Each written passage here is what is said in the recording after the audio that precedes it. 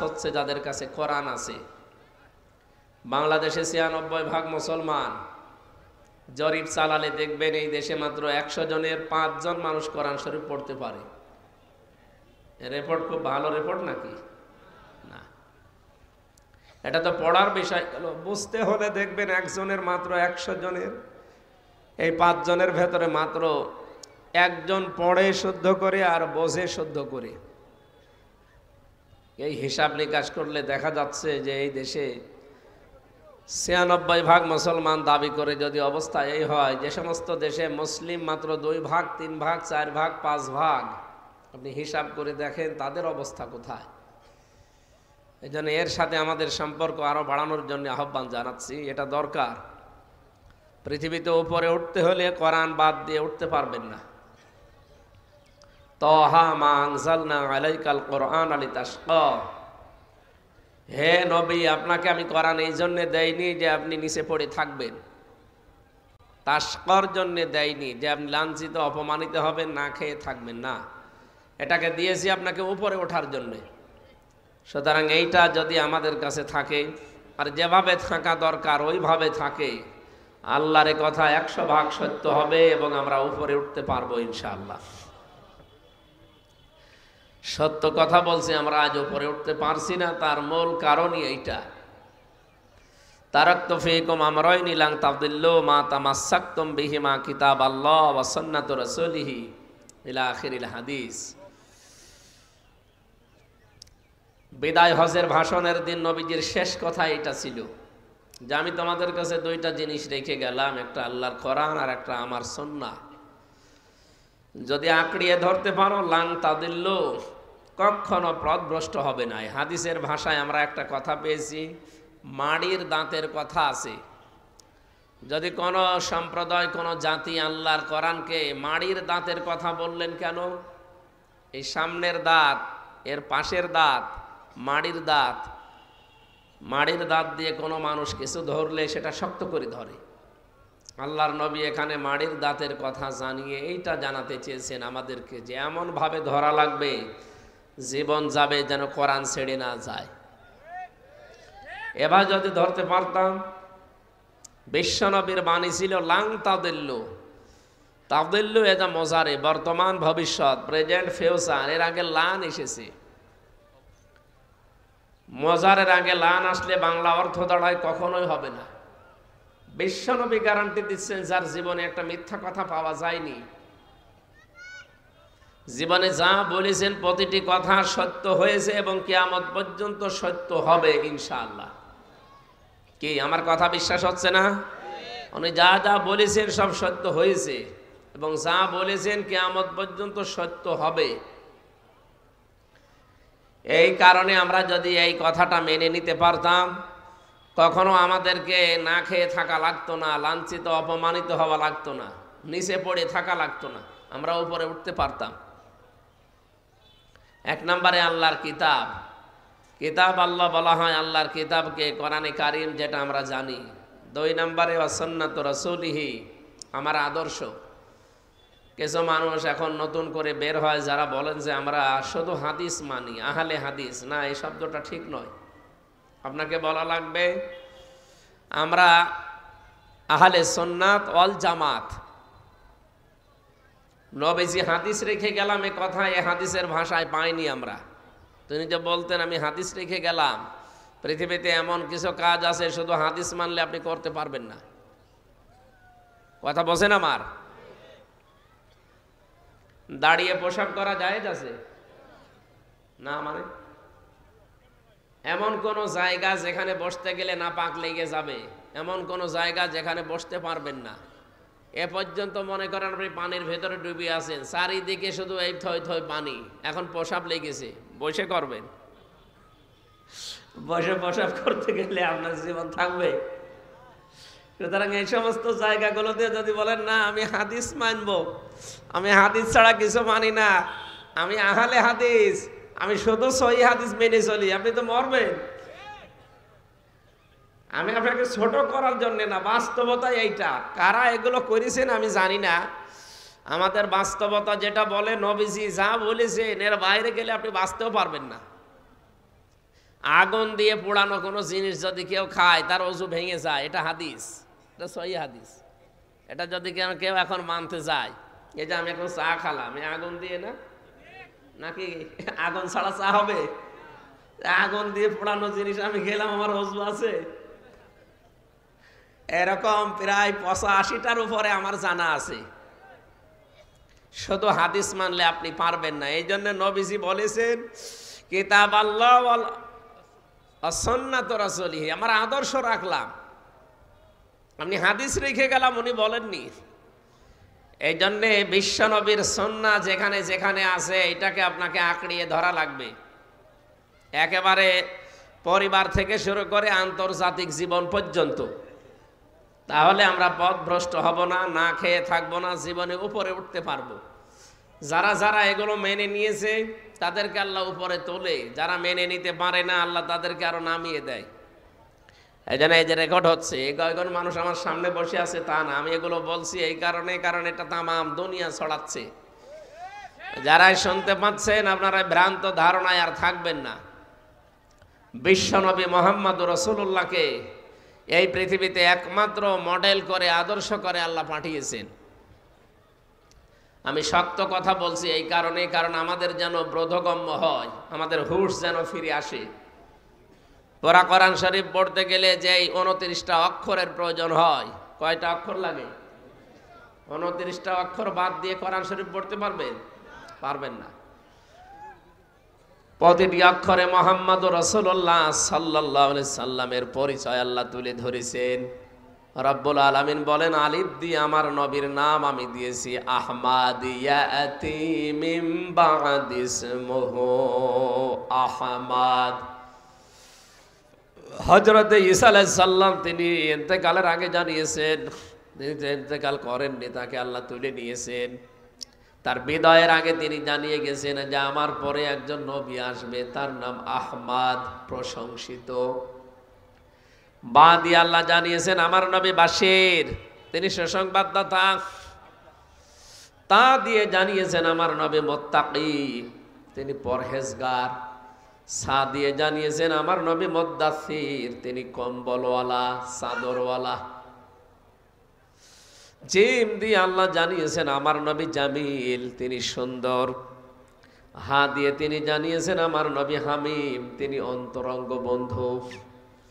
খ দিয়ে আল্লাহ জানিয়েছেন আমার নবী খাতামান নাবিয়্যিন, তিনি সর্বশেষ নবী। আপনি এভাবে পড়তে পড়তে সর্বশেষ অক্ষরে যান, দেখবেন সেই ইয়া দিয়ে আল্লাহ আমার নবীকেই ডাক দিয়েছেন, ইয়াসিন। ইয়া মানে হরফে নেদা, হে। সিন মানে সাজ্জেদ, সিন মানে নেতা। আল্লাহ বলেন হে নেতা। তাফসিরে কাবির থেকে বলছি, যারা কোরআন বোঝেন তাদেরকে জিজ্ঞাসা করেন। পরবর্তীতে ফখরুদ্দিন রাজি রহমতুল্লাহ আলাইহি তিনি লিখেছেন, সিন মানে সাজ্জেদুল আলামিন, সিন মানে সাজ্জেদুল বাশার, সিন মানে সাজ্জেদুল কাউনাইন, সিন মানে সাজ্জেদুল আম্বিয়া, সিন মানে সাজ্জেদুল মুরসালিন। বলেন আল্লাহু আকবার। প্রতিটি শব্দের ভেতরে লক্ষ লক্ষ কথা লুকিয়ে আছে। মুফাসসির কিন্তু বলতে পারতেন সাজ্জেদুল আলম মানে দুনিয়া এই শেষ। 257টা রাষ্ট্র দিয়ে এই পৃথিবী গড়া। 3টা বছর ফাঁসির কন্ডেম সেলের ভেতরে পড়েছিলাম, জীবনটা শেষ করে দিয়েছে জালেমরা। আমি যে কথা বলতে পারছি এটাই তো আমার বড় শুকরিয়া।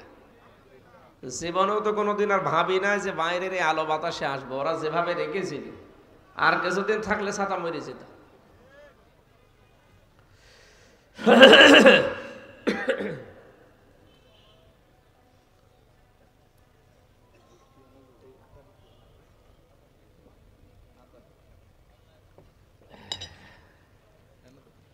ঠিক আছে, বসেন, আপনার কিছু লাগবে না, বসেন।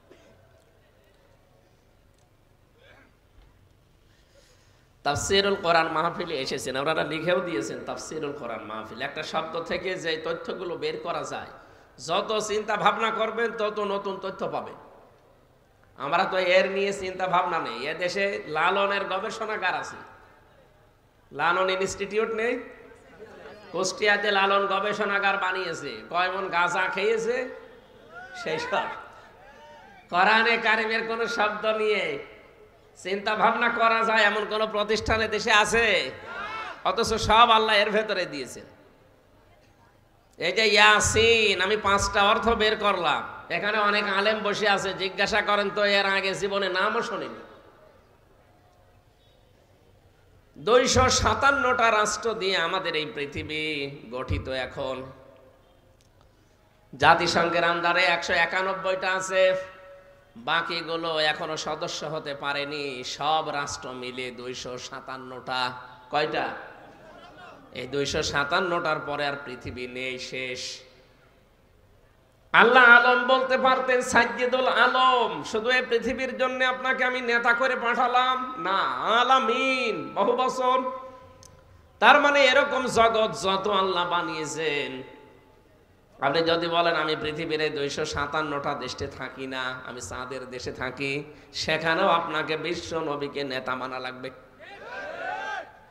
কেউ যদি বলে না আমি মঙ্গল গ্রহে বসবাস করি, ওখানে জমি কিনেছি, ওখানেও নবীকে মানা লাগবে। কেন এত গুরুত্বপূর্ণ বিষয় বারবার বলছি? আজ বাংলাদেশে কিছু নামধারী মুনাফিক বের হচ্ছে, এদের পেটে বম মারবেন, সূরা ফাতিহা যদি আমার সামনে শুদ্ধ করে পড়তে পারে ওরে আমি মিষ্টি খাওয়াবো।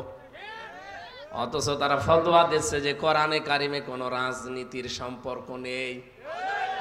আমার এই ছোট মাথা দিয়ে আমি কোরআনে 918 জায়গায় পেয়েছি রাজনীতির কথা। 918 জায়গায় আমার এই ছোট মাথায় আছে। যাদের বড় বড় মাথা এরা আরো বেশি পাবে। কবরের যে 3টা প্রশ্ন, 3টাই রাজনৈতিক প্রশ্ন। ভালো করে শুনবেন, আমি আন্দাজে হ্যাঁ করে কথা শোনার জন্য বলছি না, চিন্তা ভাবনা করে। আপনি এখান থেকে মরে গেলেই তো কবরে যাবেন নাকি শ্মশানে যাবেন? কবরে যান আর শ্মশানে যান, যেখানে যান 3টা প্রশ্ন করা হবে। 1 নম্বরে মার রব্বুকা, এর ভেতরে 5টা বিষয় লুকিয়ে আছে। এই 5টা বিষয় রাজনৈতিক। আমাদেরকে পৃথিবীতে আল্লাহ বানিয়েছে এই রাজনীতি করার জন্য। ইন্নী জাইলুন ফিল আরদি খলিফা, অবশ্যই আমি পৃথিবীতে খলিফা পাঠাতে চাই। আল্লাহ কি বলেছিলেন যে আমি মানুষ পাঠাতে চাই? না, বলেননি। তিনি বলেছিলেন আমি খলিফা পাঠাতে চাই। ও বাংলার জনগণ, বলেন তো এই আয়াতের ভেতরে আল্লাহ কিন্তু ইন্নী, অবশ্যই আমি, জাইলুন ফিল আরদি, আমি পাঠাতে চাই জমিনে। আল্লাহ এখানে বলতে পারতেন না ফিল কি? ফিল কি? আমরা যেখানে থাকি। আজ বাংলাদেশে তো খলিফা পাওয়া যায় না জমিনে, পাওয়া যায় খানকায়। আরে কুমিল্লা, ব্রাহ্মণবাড়িয়া এগুলো আরো বেশি। কত খানকা খুলে বসে আছে, নতুন নতুন খানকা, সেখান থেকে খলিফা বের হয়। আমি অমক দরবারের খলিফা। তোরা কি আল্লাহ দরবারে পাঠিয়েছে? তাহলে ইন্নী জাইলুন ফিল খানকা দিত, ইন্নী জাইলুন ফিল মাসাজিদি খলিফা, ইন্নী জাইলুন ফিল মাদারিসি খলিফা, আমি মসজিদে মাদ্রাসায় খলিফা পাঠাতে চাই। এই কথা আল্লাহ বলতে পারতেন? কি বলেছে? আপনি ওইসব জায়গায় কি করেন সব সময়? আপনাকে তো জমিনে থাকা লাগবে। ইন্নী জাইলুন ফিল আরদি, আমি জমিনে খলিফা পাঠাবো। জমিনে আমরা খলিফা আল্লাহর যারা দাবি করছি তারা নেই, এই জন্যই তো জালেমরা জমিন ফাঁকা পেয়েছে। কথা কি বোঝেন নাকি আন্দাজে ঠিক বলেন? সত্য সত্যই যদি আমরা জমিনে থাকতে পারতাম, জালেমরা জমিনে ফাঁকা পেত না, যা মনে চায় তাই করতে পারতো না। আপনি আজকে লুৎফুজ্জামান বাবরের বক্তব্য দেখেছেন সকালবেলা। 17 বছর লোকটা জেল খেটে বের হয়েছে, পুরাটা পরিবর্তন হয়ে গেছে। আমি ছিলাম ওনার সাথে, পাশের ছেলে, বহুদিন ওনার কাছে কাটিয়েছি। লোকটার আগে কি আজান হচ্ছে? এ আওয়াজ আসে কিসে? ও, এত কাছাকাছি মাহফিল দিয়েছে, এইভাবে কথা বলা যায়? বলেন তো, আমার কানের ভেতর মনে হচ্ছে অন্য কিছু আসতেছে, কানে তুইলো দিয়ে রাখি। একজন আজানের জবাব দিয়ে দেন, একজন দিয়ে দেন, আদায় হয়ে যাবে। এমন একটা সময় দিল আমারে, সময়টা আসলে গুরুত্বপূর্ণ বিষয় এখন। আরে বারবার কানে এত আওয়াজ আসলো, হ্যাঁ?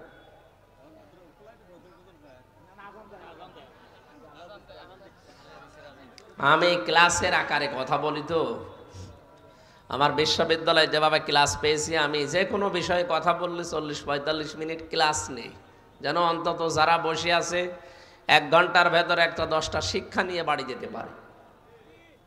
ওই যে ওয়াজ করে যারা কানে হাত দিয়ে, 2.5 ঘন্টা হযরতে মুসা নবীর কাহিনী বলছে, ও নিজেও বোঝে না, যারা শুনে ওরাও বোঝে না, তো ওটা বললে আমি করবো কি?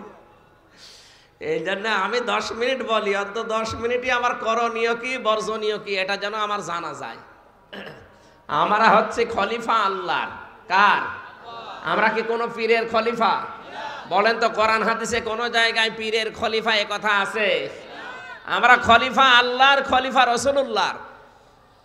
এই পৃথিবীতে আল্লাহ আমাদের খলিফা করে পাঠিয়েছেন মসজিদে, মাদ্রাসায়, খানকায়, দরবারে, মাজারে। কোথায়? জমিনে। কোথায়? আপনি নিজের কাছে প্রশ্ন করে বলেন, জমিনে আছেন আপনি? জমিনে থাকতে হলে জমিনে থানা আছে, থানা নেই জমিনে? আদালত আছে, শিক্ষা আছে, চিকিৎসা আছে, সব জায়গা তো জালেমদের দখলে। আপনি কোথায় আছেন? আপনি যে বলেন যে ছেলে মেয়েকে ডাক্তার বানানোর দরকার নেই, ছেলে মেয়েকে ইঞ্জিনিয়ার বানানোর দরকার নেই, বিশ্ববিদ্যালয়ের শিক্ষক দরকার নেই, ওগুলো সব জালেমরা বানাক। তো ওগুলো বানিয়েছে জালেমরা, এই কারণেই তো সব জায়গায় দুর্নীতি। আজ বাংলাদেশে চিকিৎসা বিভাগ দুর্নীতি মুক্ত হয় না কেন? ডাক্তারগুলো আজ যদি আমরা ডাক্তার শাহিদ জাদ্দারের মতো বানাতে পারতাম, বরিশালের, খুলনার ডাক্তার মতিয়ার রহমানের মতো বানাতে পারতাম, ডক্টরগুলো ডক্টর ফয়জুল হক সিলেট বিশ্ববিদ্যালয় এরকম ডক্টর উপহার দিতে পারতাম, ডক্টর নাসির উদ্দিন মিজি এরকম ডক্টর যদি বানাতে পারতাম বিশ্ববিদ্যালয়ে, শিক্ষা ব্যবস্থা পরিবর্তন করে ফেলতাম। সবগুলো বসে আছে জালেমদের সন্তানরা, ওরা যা ওদের ছেলে মেয়েও তা। এই জন্যই তো জায়গাগুলো দুর্নীতি মুক্ত হয় না। আর এই যে কুমিল্লা না, এটা এর পাশের জেলা চাঁদপুরের এক মহিলা, আমি মাঝে মাঝে মামলার হাজিরা দিতে যাই, তো দেখা হয় আল্লাহর ওলির সাথে, ফিটনেস বিহীন বিএনপি, লাইসেন্স বিহীন জামাত, ঘোষণা দিত না? এখন তার নিজেরই ফিটনেস নেই আর লাইসেন্স তো নেই। ওই জায়গাগুলো আজ যদি সত্যি আমরা এরকম মানুষগুলো পাঠাতে পারতাম, সত্যি আমরা খলিফার দায়িত্ব যদি বুঝে নিয়ে পালন করতে পারতাম, এই পৃথিবীটা মিনি জান্নাত হয়ে যেত।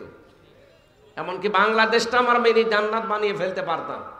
সেটা পারি নাই, কারণ যেখানে যাওয়া দরকার আমরা ওই জায়গায় যাই না। আমরা মসজিদে খানকায় বসে হো হো করছি, অথচ হু হু ছাড়া করি। এইটাও যদি শুদ্ধভাবে করতাম তাও তো হইতো। কুমিল্লা ব্রাহ্মণবাড়িয়ায় কত নতুন নতুন জিকির আবিষ্কার করে। এই যে আল্লাহর ওলি আপনারা পেয়েছেন তাহেরি ভাইকে, ইয়া আলী বাবা, শাহ আলী বাবা, কেল্লা বাবা, ফতে বাবা, নতুন নতুন নাম দিয়ে জিকির বানিয়ে আপনাদের করতে দেয়। আর মানুষও দেশে পাগল। কি খান আপনারা? হ্যাঁ, ভাত খান না? অন্তত মাথায় যদি মগজ কিছু নাও থাকে, তাও তো এরকম ভণ্ডামি জিকির করা ঠিক না। কোরআনের কাছে বারবার আসতে বলছিলাম এই কারণে। সূরা ফুরকান পড়বেন, সূরা ফুরকান 19 নম্বর পারা 4 নম্বর পৃষ্ঠার 13 নম্বর লাইনের 68 নম্বর আয়াতের প্রথম অংশে পাবেন। তাফসিরে ফি জিলালিল কোরআন সাজ্জাদ কুতুব রহমাতুল্লাহ আলাইহি লিখেছেন, ওয়াল্লাযীনা লা ইয়াদউনা মা'আল্লাহি ইলাহান আখার। রব্বুল আলামিন বলেন, রহমানের বান্দা যারা, আমি আল্লাহর বান্দা যারা দাবি করবে, তাদের 13টা গুণ দুনিয়ায় তৈরি হবে। তার প্রথম নম্বরে গুণগুলো কয়েকটা আল্লাহ দেওয়ার পরে এইটা জানিয়েছেন যে আল্লাহ ছাড়া তারা অন্য কাউকে নাম ধরে ডাকবে না। আল্লাহকে ডাকে, এর পাশাপাশি যারা অন্য কাউকে তার সাথে জুড়ে দেয়, আল্লাহ বলেন তাদের শাস্তি আমি দুনিয়ায় ডবল দেব। অথচ বাংলাদেশে এইটা বেশি হচ্ছে। বিশ্বের বহু দেশ, আল্লাহ আমার এই ছোট বয়সে, আমি আকিস গ্রুপের খতিব এই হিসাবে আল্লাহ নিয়ে গেছে ওদের মাধ্যমে, আমি দেখেছি বিশ্বের বহু দেশে যে কোন দেশে এই বাংলাদেশের মতো ভণ্ডামি জিকির চলে না। এদেশে মানুষ জিকির করছে কিছুক্ষণ আল্লাহর নামে, এরপরে কেল্লা বাবা, ফতে বাবা কোথায় আছে? আপনি কোথায় পেলেন? যেখানে রাসূলুল্লাহর নামে জিকির করা জায়েজ নেই? আছে না? নবীজির নামে আপনি দরুদ শরীফ পড়তে পারবেন, বিশ্ব নবীর নামে আপনি জীবনও জিকির করতে পারবেন না, কারণ জিকির একটা ইবাদত। জিকির কি? কত মানুষ এখন রাসূলুল্লাহর নামও জিকির করছে, ইয়া রাসূলুল্লাহ, ইয়া রাসূলুল্লাহ। আমি যে জেলখানায় যে কন্ডেম সেলের ভেতরে থাকতাম, তার উপর তলায় একজন ছিল, ওই যে সোহেল চৌধুরী হত্যা মামলার আসামি মামুন। 25 বছর লোকটা জেলে ছিল, কিছুদিন আগে বের হয়েছে। আমরা রাত 3:30টায় 4টায় উঠতাম তাহাজ্জুদের জন্য, আর ও উঠতো জিকির করার জন্য। ওর নিয়ত ভালো, ও উঠে জিকির আরম্ভ করেছে, ইয়া রাসূলুল্লাহ, ইয়া রাসূলুল্লাহ। কি গো, এত জোরে জোরে আওয়াজ হয়? একদিন ওরে ডেকে বললাম, ভাই কি করেন? বলছে জিকির করছি। কিসের? রসুলের এশকে। রসুলের এশকে জিকির করেন? কে শিখিয়েছে আপনাকে জিকির? বলছে হলো আজ লাখ সবুজ পাকড়ি বেঁধে এসেছিল এক হুজুর, মাইজ ভান্ডারের মুরিদ, ও আমার শিখিয়ে গেছে। ওই তো শিখাবে। রাসূলুল্লাহর নামে কোন জিকিরে পৃথিবীতে আল্লাহ দেয়নি। জিকির হবে শুধুমাত্র কেবলমাত্র কার নামে? ওই দিন থেকে দেখলাম পরবর্তী যতদিন ছিল কোনোদিন আর রাসূলুল্লাহর নামে জিকির করে নাই। এরকম বহু মানুষ হয়তো জেনে হোক না জেনে হোক করছেন, এটা আজকে বাদ দিয়ে দেবেন।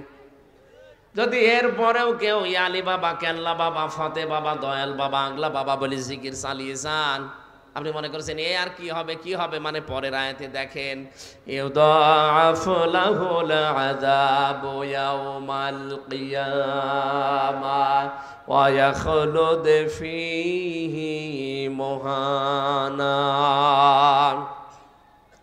রব্বুল আলামিন বলেন, আমি ডবল শাস্তি তাদের জন্য রেডি করলাম কিয়ামতে, আর অপমানজনক নিকৃষ্ট অবস্থায় ওদেরকে নিম্ন নিকৃষ্ট এই অবস্থা তৈরি করে এদের জাহান্নামে স্থায়ীভাবে ফেলে দেব। বলেন নাউজুবিল্লাহ। এজন্য বিষয়টা ছোট মনে হলেও এইটা আর ইবাদত হিসাবে করা যাবে না। এখন থেকে জিকির হবে শুধুমাত্র কার নামে? বাবার নামে, রাসূলুল্লাহর নামে না। আমি যে শব্দটা আরম্ভ করেছিলাম, যেহেতু জমিনে আমাদেরকে আল্লাহ খেলাফতের দায়িত্ব দিয়ে পাঠিয়েছে, সুতরাং এই দায়িত্বটা পালন করা ইবাদত অনেকে আমরা মনে করি না, এটা দুনিয়ার কাজ। ভালো করে মনে রাখবেন, দুনিয়ার কাজ বলে কিছু নেই, সব আখিরাতের কাজ। আপনি যা করবেন এইটা দিয়ে আপনার আখিরাত তৈরি হবে। কি কথা বোঝেন? বিশ্ব নবীকে আল্লাহ ইয়াসিন বলে যে সর্বশেষ অক্ষর দিয়ে ডাক দিলেন, আর মুফাসসির এখানে তাফসীর করতে গিয়ে সাজ্জেদুল আলম না বলে সাজ্জেদুল আলামিন দিলেন। এটাই জানাতে চেয়েছেন, পৃথিবী না যে কোনো আল্লাহর সৃষ্টি জগতে কেউ যদি বসবাস করে, সেখানে আল্লাহর নবীকে তার আদর্শ মানা লাগবে, অন্যথায় তার মুক্তির কোনো গ্যারান্টি নেই। এই জন্যে আমাদের উচিত হচ্ছে, আমরা বুঝে শুনে অনেকে ভুল করছি, যাদের আদর্শ এখনো ঠিক হয়নি, এই মুহূর্তে আপনি পরিবর্তন হয়ে যাবেন। সূরা হুদের ভেতরে পাবেন, এটা 12 নম্বর পারা 12 নম্বর পৃষ্ঠার 1ম নাম্বার লাইনের 98 নম্বর আয়াতে আছে।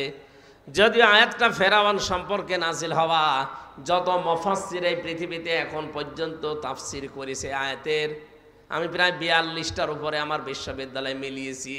সব মুফাসসির আয়াতের ব্যাপারে সামারাইজ কথা একই দিয়েছেন, যেই দলের নেতা জাহান্নামে যাবে, ওই দলের যত অনুসারী কর্মী সব জাহান্নামে যাবে।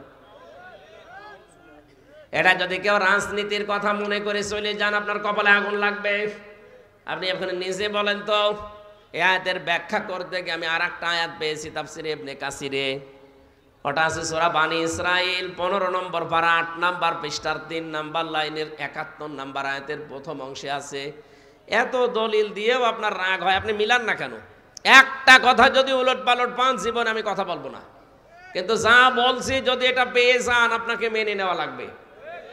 আপনি নিজেও কোরআন হাদিস পড়েন না, আমির হামজা বলবে আপনি মানবেনও না। আপনি কি হয়েছেন কি আপনি? হ্যাঁ,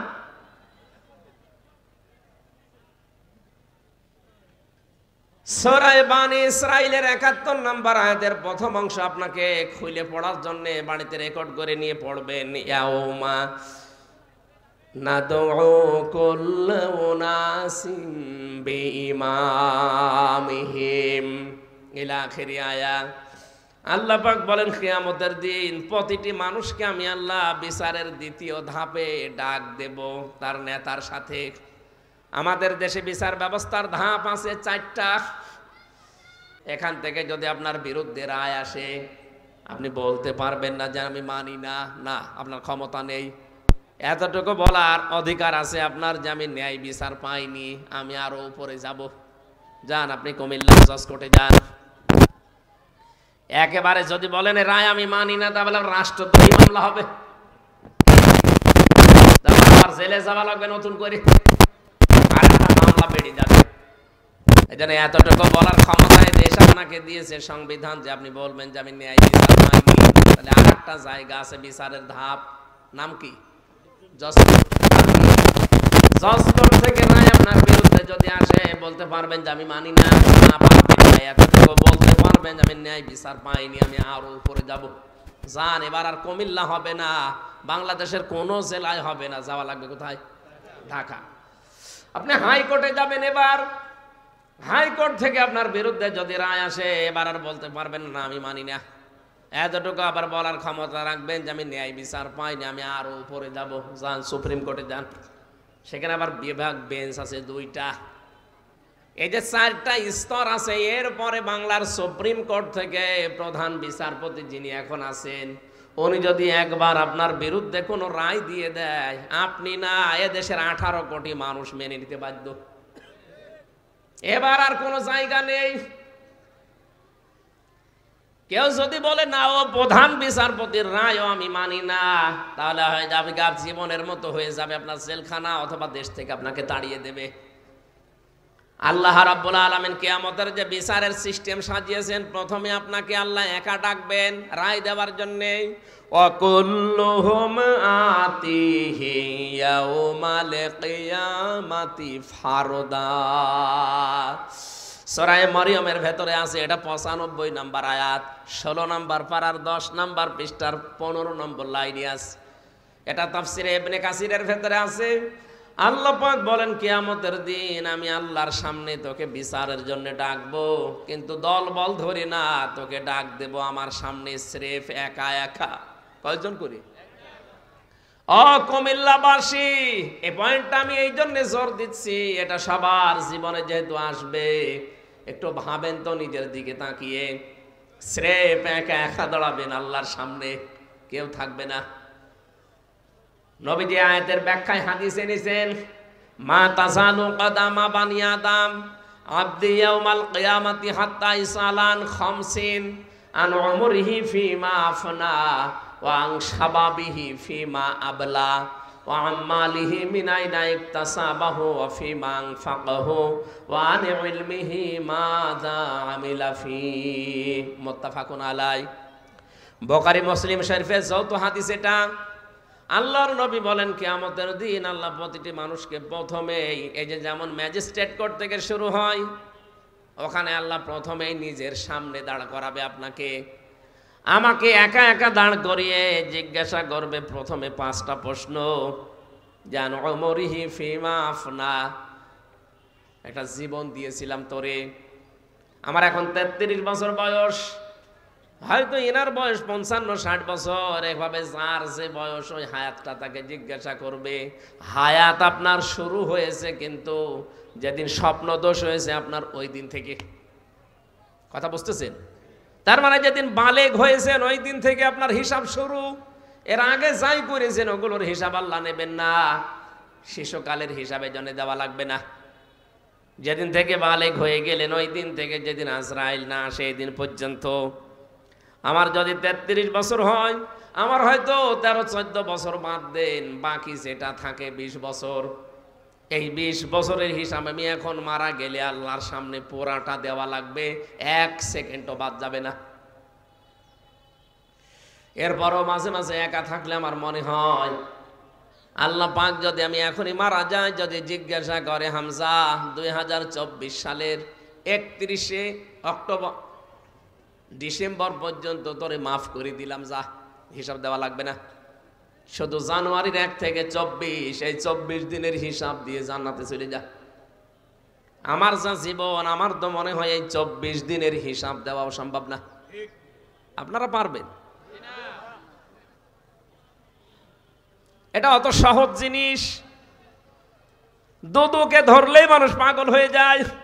তাও তো কত ফাঁক ফকড় আছে, কত কিছু দিয়ে উল্টা পাল্টা করে বেঁচে যাওয়া যায়। আল্লাহ পাক বলেন, আমি আল্লাহর ধরায় কোনো ফাঁক ফকড়, পোড়াটা জবাব দেবেন একেবারে পঙ্খানো পঙ্খানো। এখান থেকেও যদি কোনো মানুষের জীবনের পরিবর্তন না আসে, আপনি বিশ্বাস করে নিতে পারেন ওর জীবনে আর হেদায়েত নেই। আপনার জীবনটা এখনই পাল্টাবেন আপনি।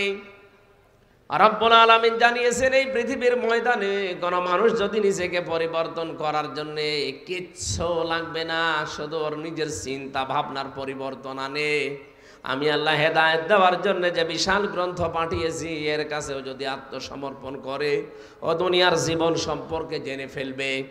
পৃথিবীর এই জমিনটা কিন্তু কারো জন্য না, আপনি যতই আঁকড়িয়ে ধরতে যান তত আপনাকে ছেড়ে দেবে। নবীজি আমি যে আয়াত পড়েছিলাম সূরা শুরার 20 নম্বর আয়াত, এখানে একটা উদাহরণ দিয়েছেন, মান কানা ইউরিদু হারসাল আখিরাতি নাজিদ লাহু ফি হারসি ওয়া মান কানা ইউরিদু হারসাদ দুনিয়া নুতিহি মিনহা ওয়া মা লাহু ফিল আখিরাতি মিন নাসিব। রব্বুল আলামিন বলেন, কেউ যদি দুনিয়া, কেউ যদি আখিরাতের ফসল কামনা করে, আমি আল্লাহ তারে ওইটা বৃদ্ধি করতেই থাকি। এই ভালো করে খেয়াল করেন, আপনি যদি আখিরাতের কামনা করেন, দিন যত যাবে আমার আল্লাহ এটা বৃদ্ধি করতেই থাকবে। তাহলে দুনিয়ার প্রথম যেই লোকটা এই পৃথিবীতে এসেছিল, উনি যদি আখিরাতের কামনাকারী হয়, দিন যত যাবে তার সওয়াব, তার নেকি, তার মর্যাদা বাড়তেই থাকবে। অমাঙ্কারে হারসাদ দুনিয়া, কেউ যদি দুনিয়া চায় শুধু, নতিহি মিনহা, তাকে শুধু অতটুকুই দেওয়া হবে। ওমা লাহু ফিল আখিরাতি মিন নাসিব, আখিরাতে তার জন্য কোনো অংশ আমি আল্লাহর বাকি রাখি না। এখানে আমি দুইটা উদাহরণ পেয়েছি তাফসিরে ইবনে কাসিরে। হযরত আদম আলাইহিস সালামের দুই সন্তানের উদাহরণ দেওয়া আছে, হাবিল আর কাবিলের। তারা একজন ছিল নির্যাতিত আর একজন ছিল জালেম। হাবিল যেই জুলুমটা করেছিল, কাবিল যেই জুলুমটা করেছিল হাবিলের উপরে, রব্বুল আলামিন ওটা তেলাওয়াত করে আমাদেরকে আবার সূরা মায়েদার 27 নম্বর আয়াতে শুনিয়েছেন, অতলু আলাইহিম নাবা বানাই আদামা বিল হক ইয করবা কুরবানান ফাতুকবিলা মিন আহাদিহিমা ওয়া লাম ইউতাকাব্বাল মিনাল আখার قال لأقتلنك قال إنما يتقبل الله من المتقين سبحان الله। আমার ঘটনা বলা উদ্দেশ্য না, এখান থেকে শিক্ষা একটা বের করার উদ্দেশ্য। হযরতে আদমের এই দুইজন সন্তানের কাহিনী আল্লাহ আমাদেরকে যথাযথভাবে শোনাতে জানিয়েছেন। আহ্বান নবীকে, হে নবী আপনি শোনান কি আছে এর ভেতরে। এই যে এক ভাই আর এক ভাইকে যে প্রথম হত্যা করেছিল, এই দুনিয়ায় প্রথম হত্যাকাণ্ড সংগঠিত হয় হাবিলের মাধ্যমে কাবিলের মাধ্যমে হাবিলকে। এই জন্য কিয়ামতের দিন আল্লাহ যেদিন বিচার ব্যবস্থা আরম্ভ করবেন, সর্বপ্রথম বিচার শুরু হবে হত্যার। কিসের? ওই দিন থেকে আজকের এই দিন পর্যন্ত, এখান থেকে কিয়ামত পর্যন্ত যত হত্যা দুনিয়ায় সংগঠিত হবে, তার একটা পার্সেন্টেজ ওই কাবিলের আমলনামায় যেতেই থাকবে। যেহেতু আর একটা সন্তান যাকে হত্যা করা হয়েছিল তার নাম হাবিল, এর কিছু করার ছিল না। সে বলেছিল আমারও হাত আল্লাহ দিয়েছে, আপনার মতো আমারও দুইটা চোখ আছে, আমিও ইচ্ছা করলে উল্টা অ্যাকশন আপনার উপরে নিতে পারি। কিন্তু না, এর পরবর্তীতে আল্লাহ ব্যাখ্যা দিয়ে জানিয়েছেন যে আমি যদি দুই হাত প্রসারিত করি আপনাকে কিছু করার জন্য আমি কিন্তু পারি, কিন্তু না, আমি করব না। আমি ছেড়ে দিলাম আপনাকে, দুনিয়ায় আপনি যে অপরাধ করছেন এইটার জন্য যা হচ্ছে আপনি পাবেন, আমাকে অন্যায়ভাবে দুনিয়ায় মেরে ফেলার জন্য যা হচ্ছে এইটাও আপনি পাবেন। এই জন্য কিয়ামত পর্যন্ত যত হত্যা হবে অন্যায়ভাবে, প্রতিটি হত্যার একটা একটা করে গুনাহ আদমের সন্তান এই কাবিলের আমল নামায় যেতেই থাকবে। পক্ষান্তরে যারা আমরা মাজলুম আছি,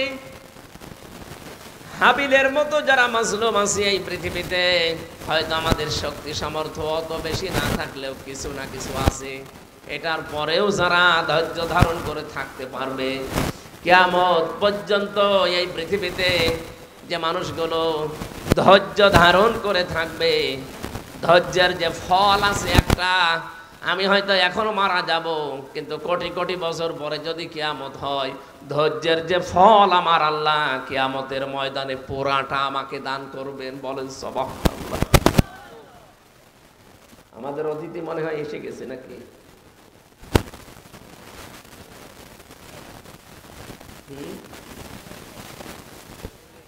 আমাদের আজকের প্রধান মেহমান মাওলানা কারি আব্দুল্লাহ আলামিন, উনি এসে গেছেন। আসলে পুরাটা ওলট পালট হয়ে গেছে, সময়গুলো ডিস্টার্বও হয়েছে বেশি। একটা বিষয় বোঝাতে হলে একটা নির্ধারিত সময় লাগে। আপনারা এখনই মনে হয় আসরের নামাজ, ফরজ নামাজ, তো আসরের নামাজ পড়ে ওনার তো ঘন্টাখানিক সময় দেবেন, ওনার সময় দেন। আমরা আগামীতে আসলে আবার কথা বলবো। আমরা পুরো আলোচনাটা সাজাতে পারলাম না আজকের মতো, থাক আজকের মতো আমরা ক্ষমা চেয়ে নিলাম। আমাদের বড় ভাই এসেছে, ওনাকে ছেড়ে দিয়ে আজকের মতো আমি মাপ চেয়ে নিলাম। আগামীতে আসলে আবার কথা বলবো ইনশাল্লাহ।